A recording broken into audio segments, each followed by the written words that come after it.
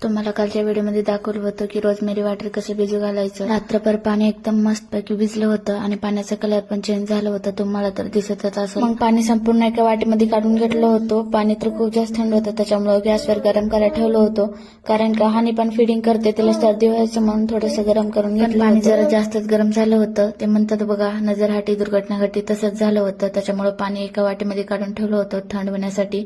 तोपर्यंत हानीला घेऊन शॉपला गेलो होतो। मग शॉपन कुरकुरे पॅकेट घेऊन रूमला आल्या होत्या आणि मी खात बसल्या होत्या, तोपर्यंत पाणी पण थंड झालं होतं। आता केसाला पण लावायचं होतं, पण माझ्याकडे काही स्प्रे बॉटल नव्हतं, त्याच्यामुळे कापूसच घेतलं होतं। कापसाला चांगलं भिजून मग केसाच्या मुळापर्यंत चांगलं लावून घेतलं होतं। हे ना घरी बनवलेले रोजमेरी वॉटर तर केसांसाठी खूप जास्त फायदेमंद आहे आणि तुम्ही हप्त्यामध्ये 2 वेळेस लावलं तर पण तुमच्या केसाचा रिझल्ट तेव्हा समजते आणि केस गळायचे पण बंद होते। मी पण हप्त्यामध्ये 2 वेळेस लावतो आणि माझे केस पण गळायचे थोडेसे बंद झाले, त्याच्यामुळे तुमच्यासोबत व्हिडिओ शेअर केलो आणि तुम्ही पण एक बार नक्की ट्राय करा। संपूर्ण केसाला पाणी लावणं झाल्यानंतर मग केस वाळलं की सकाळी शॅम्पू टाकून ठेवून टाकायचं। मग मी पण बाहेर जाऊन बसलो होतो केस वाळतील म्हणून, पण बापरे बाहेर तर इतकं जास्त ऊन आहे की उन्हाळ्यात लागल्यासारखंच ऊन लागत होतं। मला तर बाहेर बसूच वाटलं नव्हतं, त्याच्यामुळे रूम मध्ये आलो होतो। रूम मध्ये आल्यानंतर लसूण पण सोलायचं होतं, त्याच्यामुळे तेच सोलत बसलो होतो। मग लसूण सोलणं झाल्यानंतर भांडे पण लावून ठेवायचे होते। सकाळी संपूर्ण भांडे घासून तसंच ठेवलं होतं, मग ते संपूर्ण भांडे लावून घेतलं होतं। केस पण चांगले वाळले होते। संध्याकाळचं संपूर्ण तर काम झालं होतं, मी पण विचारून घेतलं होतं। मग थोडा वेळ फोन बघत बसलो होतो, पण हानीचं एकच म्हणणं राहते की तू रिकामी असली की माझ्यासोबत खेळ, त्याच्यामुळे फोन ठेवून टाकून तिच्यासोबतच खेळत बसलो होतो। तिला ना माझ्यासोबत खेळायला खूप जास्त आवडते, मग माया लेकीचं पण मज्जा मस्ती करायचं झालं होतं। मग फायनली किती दिवसापासून वाट बघितलेला दिवस तो आलाच होता, म्हणजे नवीन वर्षातला फर्स्ट दिवस। तुमच्या सगळ्यांना आमच्या फॅमिलीकडून हॅपी न्यू इयर।